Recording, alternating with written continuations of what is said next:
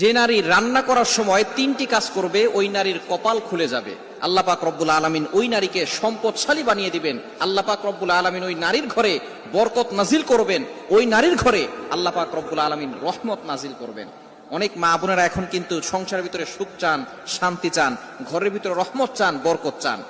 বিশেষ করে যে সমস্ত নারীরা সংসারে বরকত চান তারা কিন্তু অবশ্যই এই তিনটি কাজ করবেন। দেখবেন আপনার ঘরের ভিতরে শান্তি আসবে এবং আপনার রান্না সুস্বাদু হবে এবং আপনার রান্না যারা খাবে তারাই আপনার প্রশংসা করবে।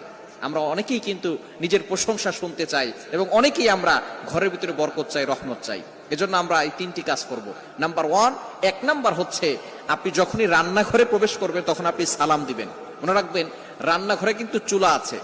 এই চুলা, গ্যাসের চুলা বলেন আর যেই চুলাই বলেন, এই চুলা থাকার কারণে যখন আপনি রাতের বেলা সেখানে থাকেন না, এখানে কিন্তু জিন জাতি থাকার সম্ভাবনা আছে।